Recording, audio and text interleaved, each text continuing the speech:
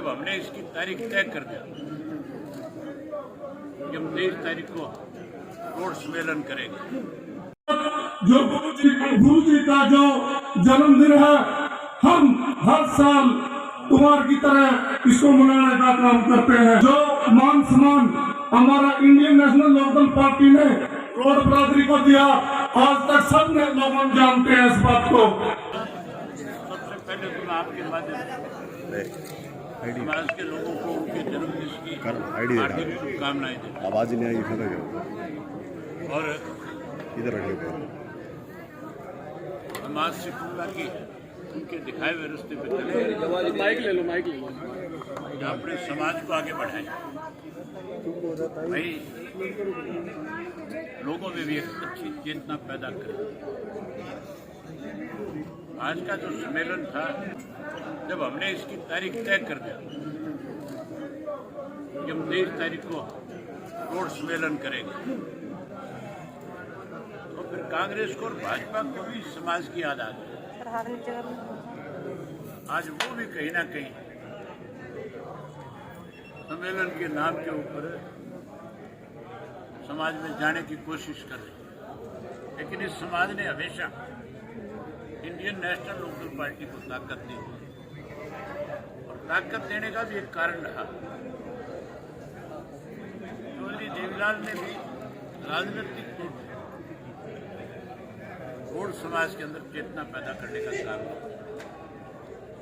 समय समय पे लोकसभा के टिकट दिए, विधानसभा के टिकट दिए, उसके अलावा बोर्ड कारपोरेशन में चेयरमैन बनाया, एसएस बोर्ड के मेंबर बनाए, अनेक पदों पे बैठा करके समाज को आगे ले जाने का काम किया।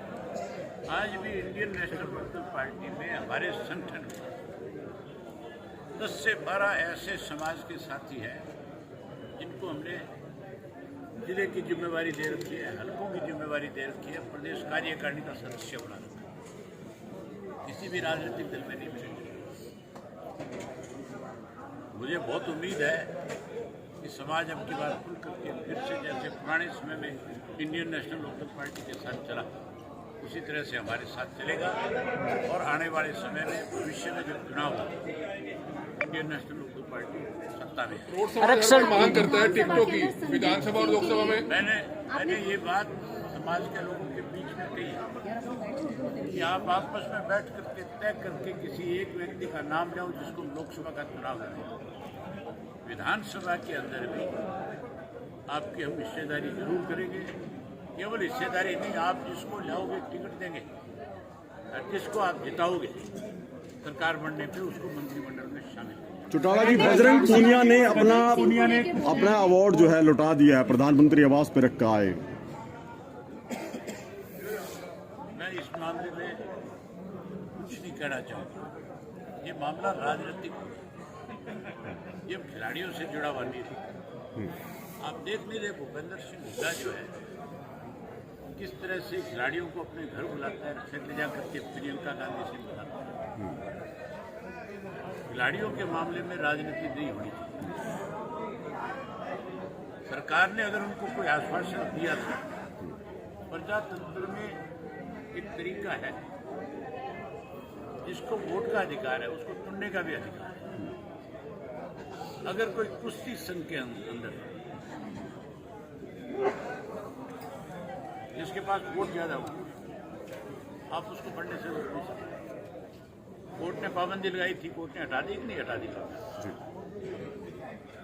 दुनिया को और इनको ये इस तरह का स्टैंड लेने की बजाय अच्छे खिलाड़ी और तैयार करने चाहिए ताकि देश का नाम रोशन हो, आगे बढ़े। हर किसी व्यक्ति को एक नज़र से नहीं देखना चाहिए। अब जिसको जिम्मेवारी दी गई है उस पर भरोसा करो और उस पर भरोसा करके कुश्ती आगे बढ़े, इसके लिए मिलजुल के काम करें। सर, आपने विधानसभा के अंदर संदीप सिंह पे सवाल उठाया कि उनकी कार्रवाई नहीं की गई है। नहीं करी गई। मैंने पूछा था होम मिनिस्टर से, कोई जवाब नहीं था होम मिनिस्टर।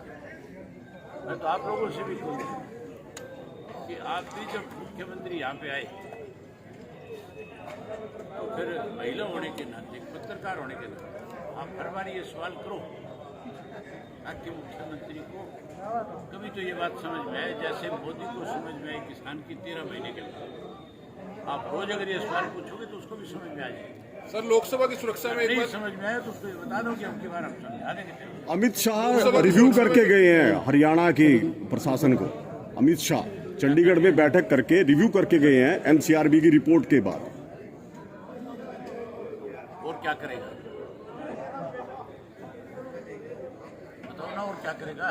ठीक, कोई हरियाणा को पैकेज तो दिया नहीं जिससे हरियाणा के लोगों को लाभ मिले। केवल मुख्यमंत्री के आवास पे बैठ करके अगर कोई रिव्यू करके गया तो गया होगा।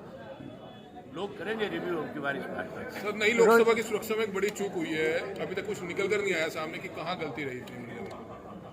गलती करने में बड़ी भूमिका भाजपा की है। जो 2 लड़के अंदर गए थे वो दोनों भाजपा के 2 सांसदों के नाम से पास बनवा करके थे। उनके खिलाफ कार्रवाई हो कि तुमने पास बनाए कैसे, इसको आप जानते नहीं थे, जिसकी पृष्ठभूमि का आपको पता नहीं था, उनके पास कैसे मिला। इसका मतलब भाजपा ने खुद ने ये षड्यंत्र रचा। जैसे एक भाजपा ने इससे पहले षड्यंत्र रचा था मेवाड़ में। मुख्यमंत्री ने घोषणा करी थी कि मैं इस षड्यंत्र को हर हालत में लोगों के सामने लेकर के आऊंगा, और आज जो है खुद उससे दूरी बनाए बैठे।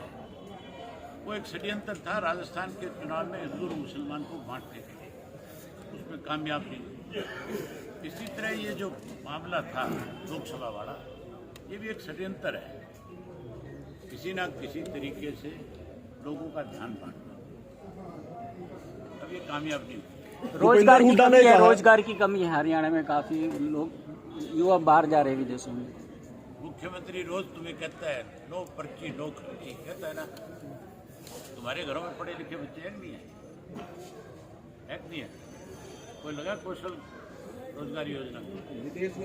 जो फार्म भरे तुमने किसी को रोजगार मिला? हमारा राज बढ़ाओ, तुम्हारे पढ़े लिखे बच्चों को रोजगार दो। भूपेंद्र हुड्डा ने कहा है कि इनेलो इंडिया गठबंधन में आ सकता है। सर भारतीय जनता पार्टी लगातार जो उपराष्ट्रपति की मिमिक्री हुई थी उसको लेकर लगातार विरोध प्रदर्शन कर रही है, उसमें आपका क्या कहना है सर?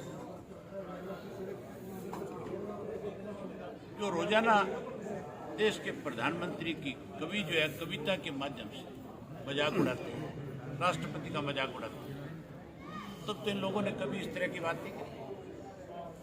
अगर एक राजनीतिक व्यक्ति किसी के खिलाफ उसका तरीका बोलने का लहजा दे, उसकी चर्चा कर दे, आप उसको समाज के साथ जोड़ दो। जब जाट समाज आरक्षण के लिए हरियाणा का मर रहा था, तब तो एक बार भी धनखड़ साहब ने नहीं कहा कि गलत हो रहे हैं। क्यों नहीं कहा? ये तो हमारी एक परंपरा है, लोग एक दूसरे का बैठे बैठे मजाक करते रहते हैं, ये बुरा थोड़ा ही है भाई, उनको स्वीकार करना चाहिए था। प्रधानमंत्री की अनेक दफा आप नहीं देखते आजकल इस पे वो जो आज तक चैनल है उसके ऊपर आता है ना, कोई ढोलकी बजाता है, कभी डांस करता है, कभी कुछ करता है, आता है नहीं आता? आप भी अपने चैनल में दिखाते होंगे। धन्यवाद।